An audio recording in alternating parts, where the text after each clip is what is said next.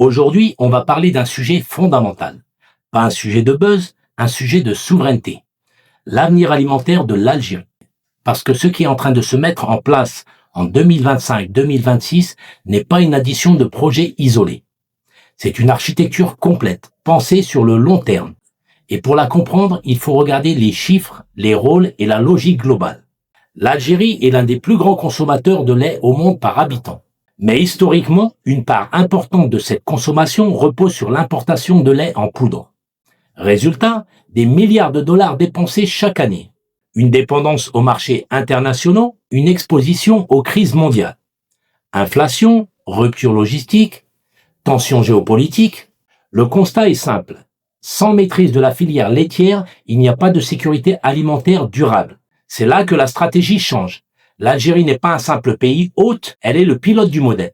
Son rôle est triple. Mise à disposition de dizaines de milliers d'hectares, notamment dans le sud à Adrar, planification à long terme de l'usage de l'eau, de l'énergie et des infrastructures, réduction des importations, montée en puissance de la production locale, sécurisation de l'approvisionnement national, emploi local, formation, intégration avec les laiteries existantes, structuration de toute la chaîne, fourrage, élevage, transformation, distribution, l'État algérien oriente, sécurise, structure. Parlons maintenant d'Econiva. Econiva n'est pas un acteur régional. C'est le troisième plus grand producteur mondial de produits laitiers. Son rôle en Algérie est précis. Transfert de savoir-faire agricole intensif, gestion des fermes à grande échelle, optimisation de la productivité par vache. Maîtrise des cycles alimentaires et sanitaires. Création de fermes modèles, des unités pilotes adaptées aux conditions climatiques algériennes, servant de référence nationale.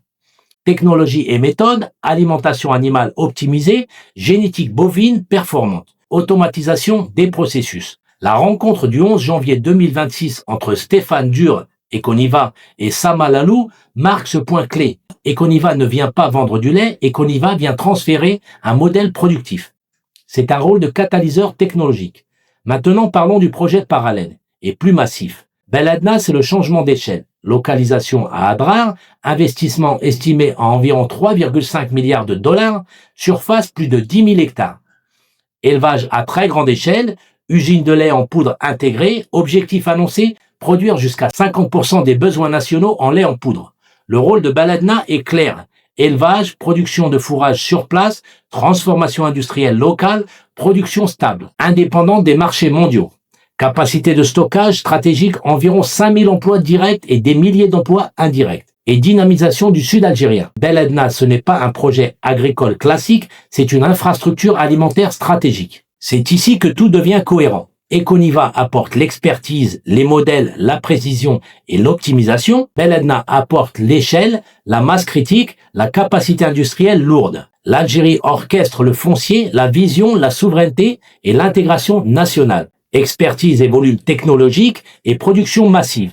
Ce n'est pas un hasard, c'est une architecture alimentaire complète. Les impacts sont multiples. Réduction massive des importations, économie de devises, stabilisation des prix, création d'emplois, formation de compétences locales et sécurité alimentaire renforcée. À moyen terme, l'Algérie ne se contente plus de subir le marché mondial du lait, elle le neutralise pour ses besoins internes. 2026 marque un basculement. Econiva, montée en puissance des fermes modèles, Beladna, démarrage des phases industrielles. En Algérie, consolidation d'une filière stratégique, ce n'est pas une promesse, c'est une transition structurelle. Ce que l'Algérie construit aujourd'hui, ce n'est pas simplement du lait, c'est de la stabilité sociale, de la souveraineté, de la résilience face aux crises mondiales et un avenir alimentaire maîtrisé. Peu de pays africains ont engagé une stratégie de cette ampleur et encore moins avec une telle cohérence. Alors n'hésite pas à t'abonner pour suivre les innovations et l'évolution d'un pays qui émerge à vitesse grand V et surtout donne ton avis en commentaire, c'est là que le débat commence.